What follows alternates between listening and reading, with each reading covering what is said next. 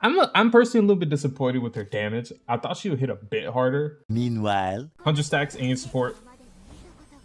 Let's see. Uh, did I just say 600? 600k?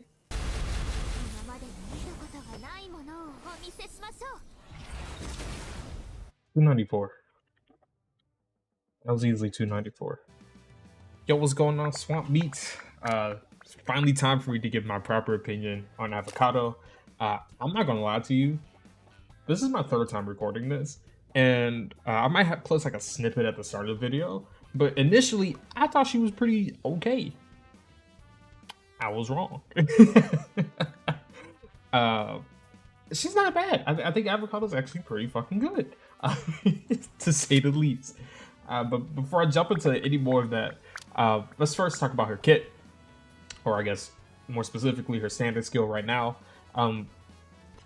Basically, she's like a mage stuck in an FPS game.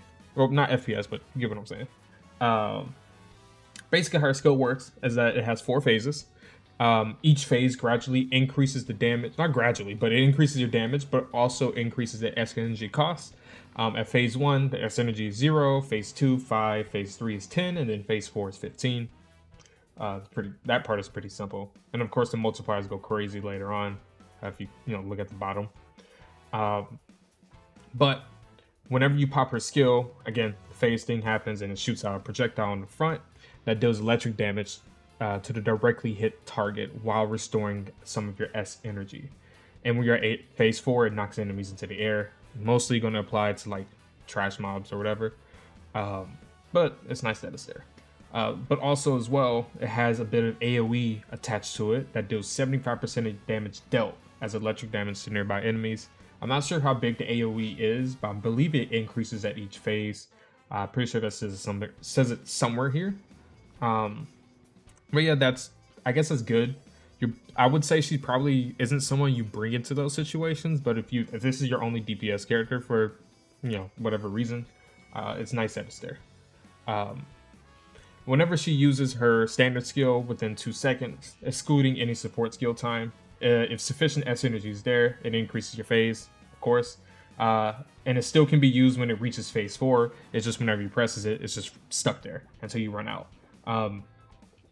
It resets to phase 0 if you haven't used your skill in 2 seconds, in over 2 seconds, or you shoot your weapon. So pretty much just spam the E, then shoot, because you recover S energy. I believe it talks about that later in the kit. But basically that's how you would use her. The higher the phase, larger the AoE, as I've said earlier, and this is important. Whenever you have phase 2 or above, if you do not have sufficient S energy to increase to the next phase, you instead clear all your remaining S energy to unleash a special version of your skill, resetting the phase to 0 and dealing final damage equal to 60% of your next phase's damage. So for example, if you're at phase 3 and you don't have enough energy to go to phase 4, you then deal 60% of phase 4's damage whenever you cast a skill. It does say here that cleared S energy increases through this ratio up to 100%. I'm not 100% sure on what that means or even like how that even works, but I'm sure somebody would know. He knows this game, a lot more than me. Whenever your standard skill directly hits a target with destructible part, you deal some destructive damage to up to 2 parts. However, if you only hit 1 part, you deal increased damage to said part. For each destructible part hit, you gain 1 stack of Truth Fragment, up to 2 stacks. And whenever you use your standard skill again within 5 seconds, you consume all stacks of Truth Fragments and decrease your S energy consumed by 25% for each stack, meaning that if you hit 2 destructive parts, your next standard skill is going to consume half of your S energy. And this is going to be very important because she is possibly one of the best destructive part breakers in this game.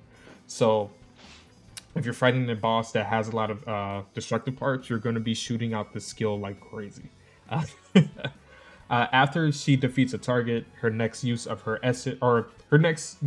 standard skill within 5 seconds of defeating that target does not consume S energy. That's borderline useless. Again, unless you're running into a situation where you're fighting a bunch of trash mobs, but again, I guess it's nice that it's there. Her neural skills for her standard skill. Whenever she uses her standard skill and it's at phase 2 or above, it increases your anti-interruption ability. And when your standard skill is at phase 4, it also decreases the final damage she takes by 50%. That's actually pretty good. And when Avocado is deployed, whenever you use another operative support skill, it increases your phase or your standard skill phase. So I believe you could probably jump right up to phase 3, I would say. Yeah, you can jump up to phase 3 if you use both your standards or support skills like back to back. This is good because it helps you jump into the later phases quicker, which means you could spam it out more damage more consistently, and it helps with the ultimate, but I'll talk about that later.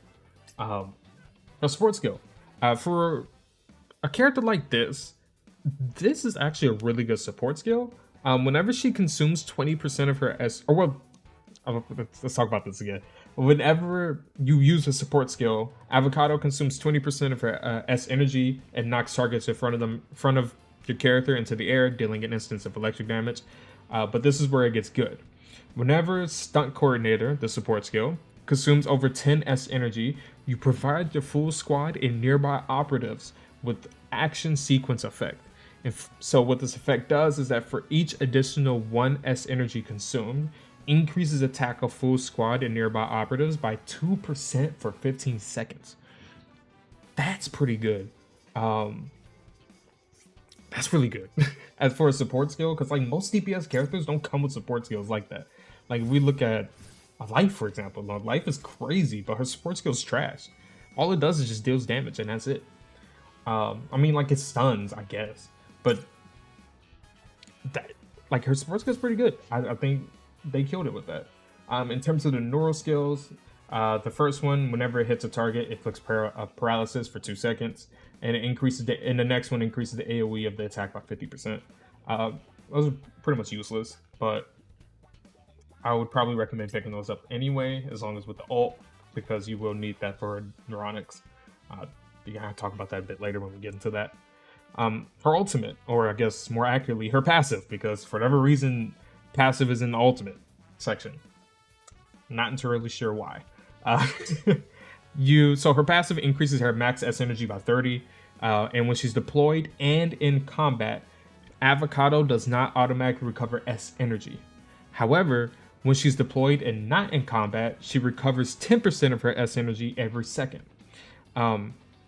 Now, I know it seems problematic that, she doesn't recover S energy when she's out in combat, but like I said earlier, in the passive it says here, for each shot hit, she restores 1 S energy and gains a stack of inspiration, and for each stack of inspiration, increases S energy recovered by each shot by 2 for 1.5 seconds up to 5 stacks. Basically, you're going to be ramping up the amount of S energy you get up to 10 for each shot. So it's going to take you, I think it takes me like 7, if that, to go from 0 to max quickly, which is good. You never use a skill, it automatically ends the inspiration state. That's whatever. You shouldn't be switching in and out of skill and shots anyway. Whenever Avocado hits a target with her standard skill, you gain 1, 2, 3, or 4 stacks of personal flair according to his phase, up to 100 stacks.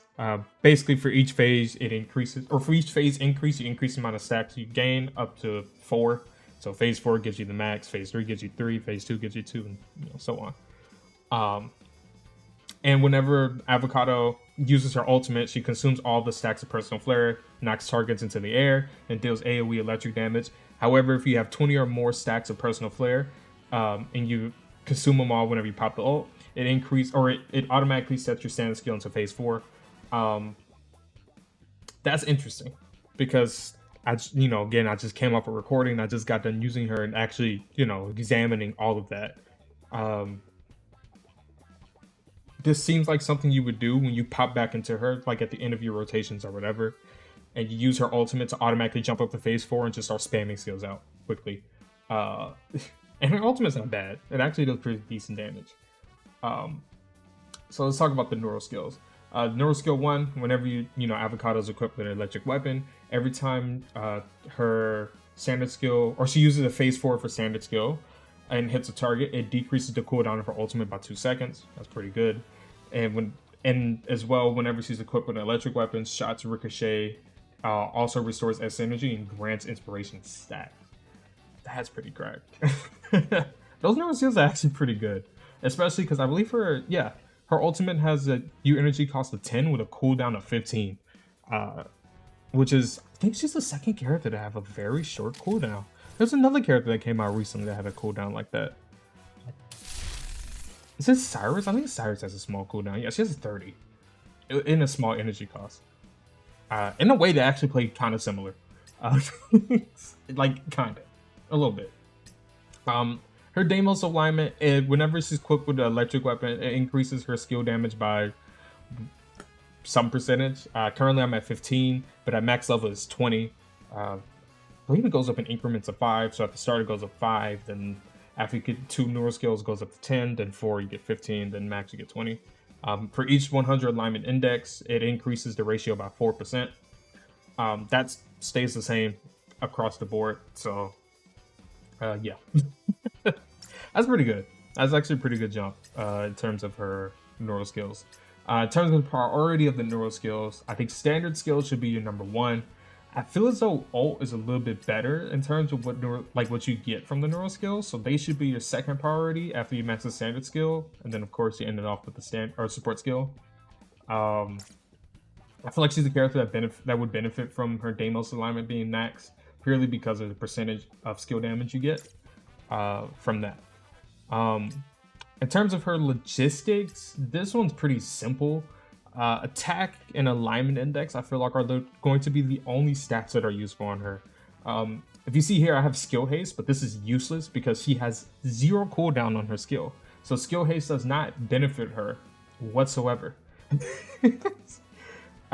Shooting crit rate and crit damage is absolutely useless. You're probably going to pop enough 7 shots, and even then, it doesn't do enough damage to justify running that. U energy recovery, I guess arguably could be number 3, or S energy recovery could be number 3. But it's like her U energy cost is already so low. This is useless essentially, and you gain U energy whenever you use the skill, so that sucks. S energy could be interesting, but then again, like, you gain so much through her passive. It's like I feel like it's not even worth grabbing, but I think as long as you prioritize attack, you'll be fine. Just run attack and then whatever else. But ideally, you want attack and alignment index. Manifestations. So initially, or I guess in my recording video or my summoning video, I put that, or I felt as though M3 might be the best stopping port. And after seeing her damage a bit more and understanding her kit a bit more, I fully agree with myself. I think I got it spot on. M3 is the perfect stopping point if you're using her as a damage character. If you're only going to be using her as a part breaker, I think M1 is where you need to stop. Just purely because it decreases the S energy required to pop off her skill. So it's like, it helps you spam it out a bit more. Plus, it would help you generate more stacks for your ultimate. But yeah, in terms of her weapon, of course, the event weapon is the best one.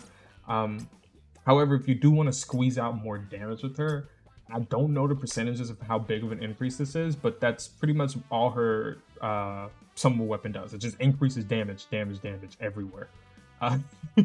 Like, you get an initial 21% extra skill damage, and then let's see, whenever you use a standard skill, you gain stacks of something called picture proof, and then each of those stacks gives you 6% electric damage, so you get up to 18% electric damage. And then we got max stacks.